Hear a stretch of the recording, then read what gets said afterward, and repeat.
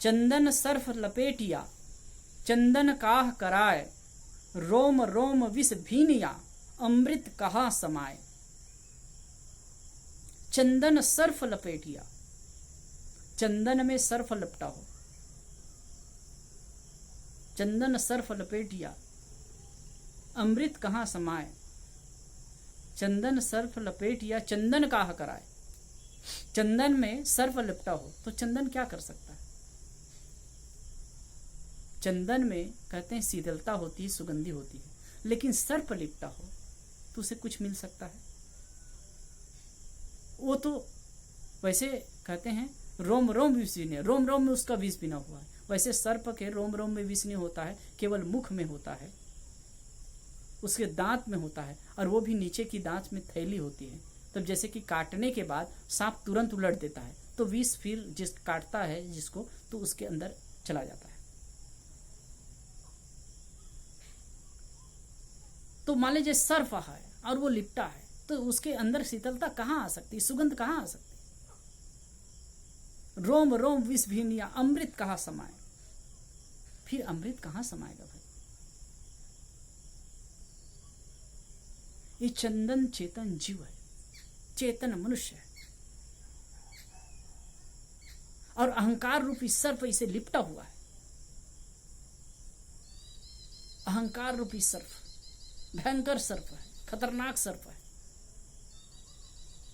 और किसी न किसी तरह से सबको जकड़ा है। क्या गिरही वैरागी, सब लोग इस अहंकार रूपी सर्प के लपेट में हैं। रोम रोम विष भीनिया, और ये लपेटा हुआ है, रोम रोम इसमें विष भीना हुआ है। मतलब अहंकार के वशीभूत है आदमी, रोम रोम में अहंकार भरा हुआ है, मतलब अहंकार से वशीभूत है मनुष्य।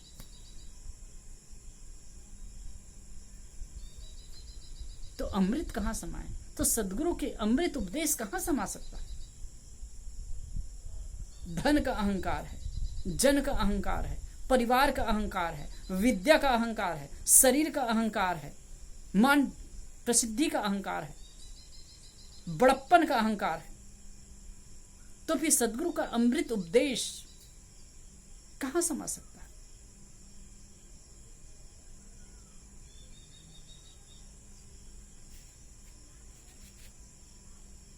एक जगह कहा है, तमन्ना दर्द दिल में है, तमन्ना दर्द दिल में है, तो कर खिदमत फकीरों की, नहीं वह लाल मिलता है अमीरों की खजाने में। सब कुछ को छोड़कर, अहंकार को छोड़कर हम जब कभी संत महापुरुषों के पास में मिलने जाते हैं, किसी पूजा तीर्थ स्थल में जाते हैं, किसी मंदिर में दर्शन के लिए जाते हैं, तो हम जूता को बाहर छोड़ते हैं। पता है क्यों छोड़ते हैं। एक प्रकार से पग में गंदगी होती है और वो सब पहन करके आए हैं तो इसलिए बाहर निकालते हैं।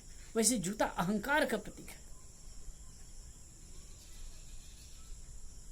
उसको हम छोड़ करके जाते हैं, अहंकार को छोड़ करके जाते हैं। कहीं भी जाएं, किसी के बाद भी जाएं, अहंकार को छोड़ करके जाएं। तत्विधि परिपातेन परिप्रश्नेन सेवया, उस तत्व को जानना है, परम तत्व को जानना है, सत्य को जानना है, तो परिपातेन परिप्रश्नेन सेवया, परिपात विनम्र हो जाइए, झुक जाइए। एक मैंने कहीं कहानी पढ़ी थी, एक बार की बात है,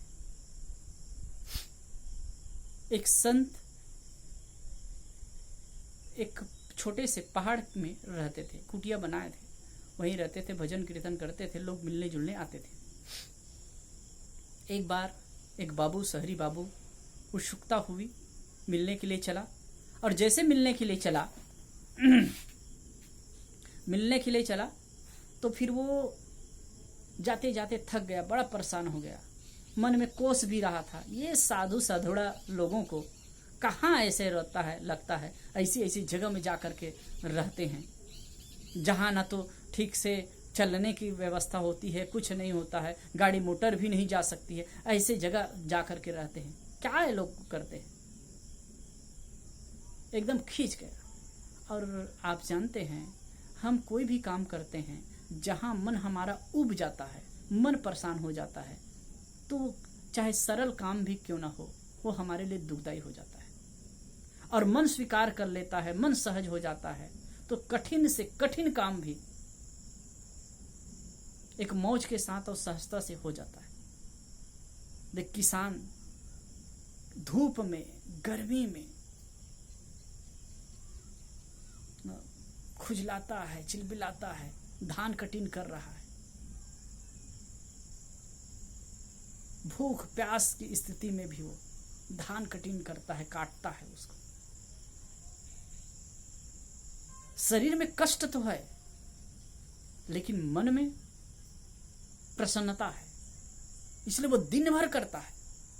मैं भी एक किसान का बेटा हूं, कभी मैं भी जाया करता था धान काटने के लिए, कमर कमर दुख जाता था, लेकिन फिर भी एक उत्साह होता था, तो वो कष्ट पता नहीं चलता है। लेकिन जब मन से बोझ मानने लगे तो कष्ट लगता है, दुख लगता है। तो वो गया, वैसे गया, जूता को निकाला। अब होता क्या है कि हमारी मन स्थिति है, हमारे क्रियाकलाप में वो दिखती है। जूता अस्त व्यस्त इधर उधर फेंक दिया, और जो छोटा सा आश्रम था मंदिर नुमा, वहां गया तो अंदर में महात्मा जी बैठे थे, दरवाजा बंद था, उसको धक्का दिया, जोर से धक्का दिया और अंदर घुसा। महात्मा जी शांत से सहज भाव से देख रहे थे और इनकी मनोदशा को समझ गए। और जैसे महात्मा देखे, हाथ जोड़ करके बड़े विनम्रता से कहे कि प्रभु, अहो भाग्य हमारे आपके दर्शन हुए, और बिल्कुल मनोभाव बदल करके बात करने लगे। लेकिन बाहर से वो बदल रहा है, अपने चेहरे की व्यंजना बदलने की कोशिश कर रहा है, लेकिन अंदर की जो बात है उसको तो संत समझ गए। उन्होंने कहा, बैठे, बातचीत किए, तो कि भगवान हमारे कल्याण के लिए कुछ बताइए, कुछ कहिए। तो महात्मा जी मौन थे, तो कि भगवान इतने दूर से, इतने कष्ट से हम आए यहाँ, और आप कुछ नहीं कह रहे हैं। तो संत ने कहा, मैं कहूं इसके पहले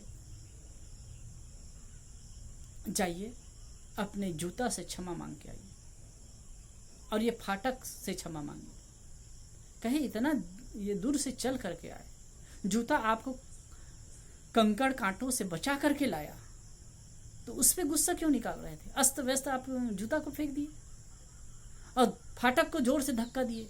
इसने क्या दोष किया तुम्हारा? इसने क्या गलती की? पहले जाओ और जूता से क्षमा मांगो, फाटक से क्षमा मांगो, उसके बाद फिर मैं कुछ कहूंगा। अब महात्मा का आदेश, अब इतना दूर से आया था, क्या करे? गया और जा करके जूता को व्यवस्थित किया और दोनों हाथ जोड़ करके कहता है, हे जूते, मुझे क्षमा करना, इतने दूर से कंकड़ और कांटों से मुझे सुरक्षित व्यवस्थित बचा करके लाए, और मैं तुमको इधर उधर फेंक दिया, तुम पर गुस्सा किया, क्षमा करना। आप सोचो, अगर इस प्रकार के भावना की बात अगर कहे और वैसे करे, तो क्या उसका अहंकार रह सकता है? एक विचारक ने बहुत बढ़िया कहा, कभी गुस्सा आए ना तो झाड़ू लेकर के झाड़ना शुरू करना, अहंकार टूटेगा, टूटेगा अहंकार। और वास्तव में अगर अहंकार को तोड़ना है तो सेवा की भावना जबरदस्त होनी चाहिए, सेवा में लगना चाहिए। अहंकार रूपी सर्प ही तो दुख दे रहा है। फिर वो फाटक को भी व्यवस्थित करता है, क्षमा मांगता है, और क्षमा मांग करके संत के पास पुनः जाता है, और जा करके एकदम विनम्र होता जाता है, विनयावनत हो जाता है। अब फिर उसके बाद में संत को कहने की बातें नहीं, उसको एक सीख मिल गई कि सबके साथ विनम्रता का व्यवहार करना चाहिए, सहजता का व्यवहार करना चाहिए। हम क्यों अहंकार करते हैं? अहंकार का प्रदर्शन क्यों होता है? किस चीज का अहंकार? कौन सी चीज स्थिर रहने वाली है? क्या रह सकता है? यह धन रहेगा, धन रहेगा, तन रहेगा, जन रहेगा, पद रहेगा, क्या रहेगा? कुछ भी नहीं रहने वाला। फिर अहंकार क्यों? ये जीव अहंकार रूपी सर्प से लिपटा हुआ है, इसीलिए विचलित और अशांत है। चंदन सर्फ लपेट या चंदन काह कराए, रोम रोम विष भीनिया। इस अहंकार के कारण रोम रोम में विष भीना हुआ। फिर सदगुरु के अमृत उपदेश कहां समाएगा? इसीलिए जाए कहीं तो बहुत विनम्रता सहजता से अपनी विद्वता को छोड़ दे, विद्वता के अहंकार को छोड़े। आप धनी हैं, बली हैं, गुणवान हैं, विद्वान हैं, छोड़ दीजिए। आप विनम्र होकर सहज होकर के जाकर के बैठ लीजिए और सुनिए, समझिए, जानिए, तो आपके जीवन की सार्थकता है। और जो कुछ भी संत उपदेश करेंगे, निर्भय हृदय से जो उनकी पुकार होगी, जो उनकी तरंग निकलेगी, उसके आप अधिकारी हो सकते हैं। आप सबको धन्यवाद। साहेब बंदगी।